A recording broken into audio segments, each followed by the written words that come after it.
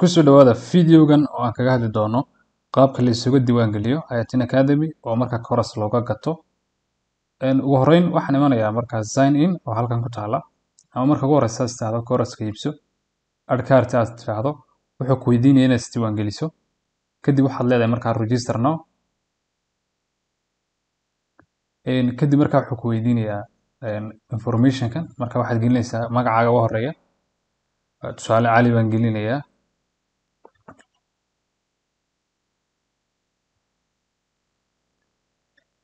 waayahay halkan waxaan gelinayaa cabdilaahi marka email aan leeyahay gashanaya tusaale second name-ka halkan username-ka email-kana waad gelin kartaa haddaad doontana magaca aad leedahay oo kale ali abdi oo kale sidan waad ka dhigi kartaa ama email-kaaga waad ka dhigan kartaa email-kaaga halkan gelinaysaa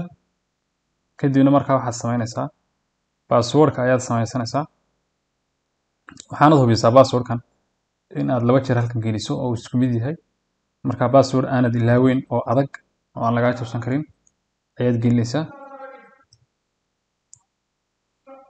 markaad arkaysaa inuu aniga leeyahay waa strongi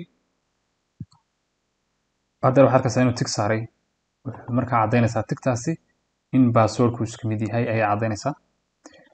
marka waa kan account-kayga halkan ii soo galay oo waan isdiiwaangeliyey markaad email-kaaga soo gashana email ayaa kusoo dhici doona isdiiwaangelinta marka waxaan leeyahay tusaale course-ka waa kan add to cart baan leeyahay add to cart markaad samayso course-ka halkan buu kusoo gelaya adigaan arkaya view cart baad leedahay markaa qaybtani markay kuu soo baxdo haddii aad lacagta markaa ku bixinayso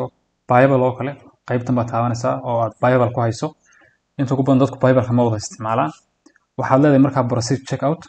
waxaa kuu soo baxaya markaa lambareeda lacagta ku diraysay information baad buuxinaysaa marka waxaan leeyahay proceed check out halkan sidoo kale waxaa la geliyaa coupon code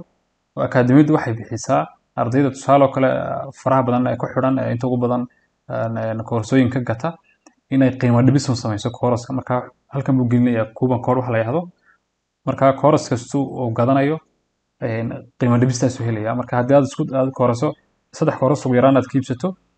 waxaad helaysaa coupon code-kaas oo lagu soo diraya marka course kasta oo iibsanayso percentage ayaa ka go'aya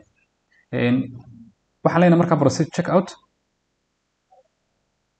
kadib qaybtan baa kuu soo baxaysa marka qaybtan waxaad gelinaysaa information-ka tusaale magaca first name-kaaga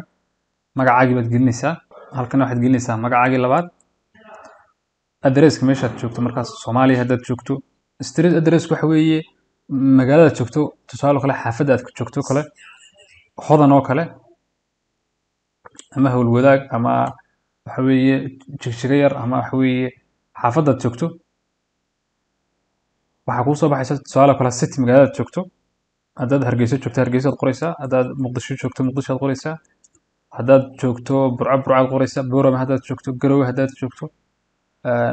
meel kastaad joogto waad qoraysaa tusaale kale marka waxaan qoraynaa muqdisho state-ka marka ay ka tirsan tahay gobolka marka ama county-ga gobolkii marka waad qoraysaa tusaale kale gobolka tusaale kale hiiraan oo kale gobolka togdheer oo kale maroodi jeex oo kale gobolka sool oo kale nugaal oo kale gobolka bari sidaas oo kale aad qoraysaa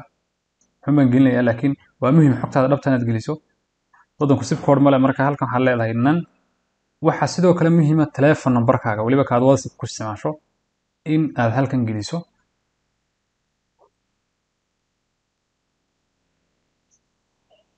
inta markaan dhameeyno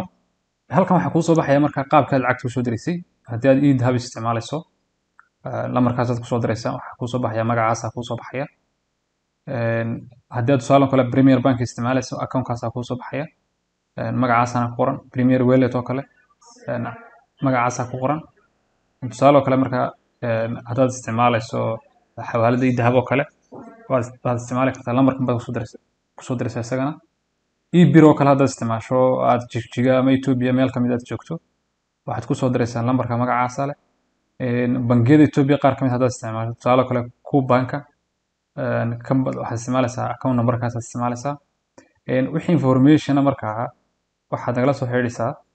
WhatsApp-ka labada lambar hadba markaa kii kuu suurtagala waad nagala soo xiriiri kartaa sidoo kale email-ka oo qaybta contact-ga oo aad ka helayso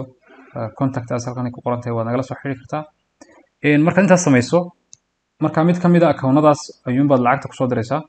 oo markaa way kaa soo baxaysaa mid walba. waxaad leedahay markaa complete payment. markaad complete payment samayso waxaad hubinaysaa markaa namradan inaad lacagtii ku dirtay, kadibna markaa waxaad nagala soo hadlaysaa qaybta WhatsApp-ka oo aad markaa screenshotkii noogu soo qaadaysaa si markaa kooraska lagugu soo daayo. kadib marka kooraska lagu soo daayo wuxuu kuu soo baxayaa qaabkan buu kuu soo baxayaa, wuxuu leeyahay start learning. ama waxaad imanaysaa qaybta profileka magacaaga ku yaalo, kadibna waxaad taabanaysaa markaa enrolled courses markaad taabato waxaad arkaysaa inuu halkan kugu jiro account-kaaga dashboardkiisii. marka halkan ayaad markaa aad kala socon kartaa kooraskaagii, oo halkan ayaad ka bilaabi kartaa start learning baad leedahay. start learning markaad tidhaahdo wuu ku bilaamayaa markaa kooraska. sidaas ayaad iskaga diiwaangelisay. soo dhawaada, waxaan filayaa inaad si fiican aanu isula fahnay qaabka akaademiyada la isuga diiwaangeliyo